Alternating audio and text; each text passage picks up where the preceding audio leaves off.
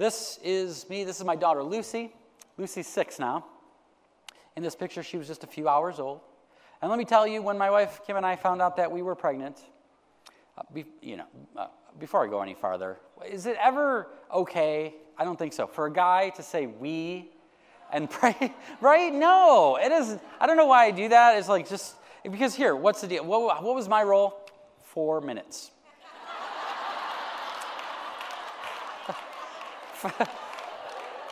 5 if it was a good day, okay? So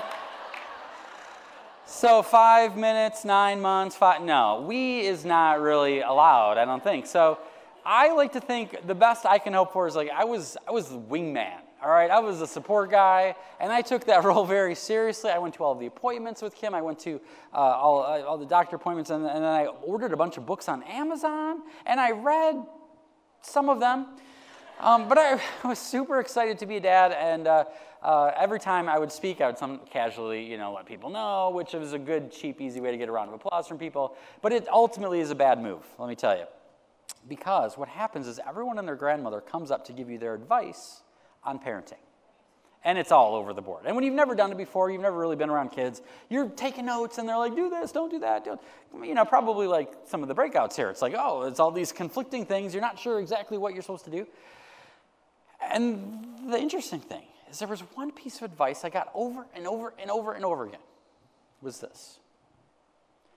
Enjoy every minute, because it goes by so fast. Now, we got a big group here, but I can see some heads nodding, probably from experience. I didn't even have that experience yet, and yet I was like, oh, tell me about it. The days are long, the years are short, aren't they? And I was thinking in my head, I don't know a lot of stuff, but if I know anything, I know this. I write about this. I talk about this. I got this one. You don't need to worry about me. Right.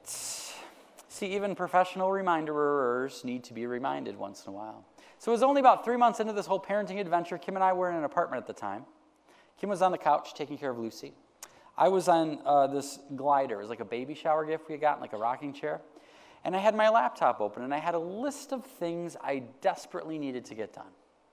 So I'm focused as one can be with a 3-month-old, right? It's just like mostly coma is what you're walking around in. But I'm trying to get things done. I'm sending emails out, doing things on our website, and lo and behold, a miracle happens, and I finished my list more quickly than I thought I would.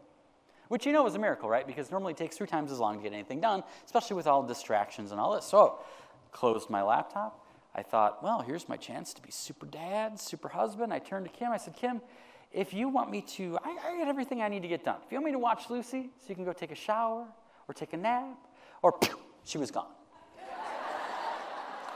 It's like the Roadrunner cartoon. Remember that? It's like beep, beep, puff of smoke. She's gone. Lucy's in my arms. Bottle appears out of nowhere. And here I am, sitting in this glider with my 3-month-old little girl. She finishes the bottle. She falls asleep. And I'm like, this is the coolest thing I've ever been a part of. I can't believe how neat she is, and she's so cute and small. How do they make fingernails that small, you guys? China, pretty sure. And she's cute, she's brilliant, every father knows that, and she smells good even right now.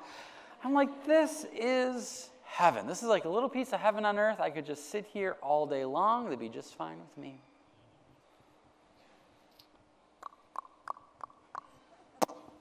And it's been a minute. See, then my productive side of my brain started to kick into gear. And I started looking around, and I look at the couch, I look at my laptop, look at the couch, look at my laptop, and I think, well, if she's just going to sleep, she can sleep just as easily over there on the couch as she can in my arms. Maybe I'll put her down and get some more emails checked. As I reach for my laptop, it hit me, oh my gosh, I'm doing it. I'm missing out on the best stuff.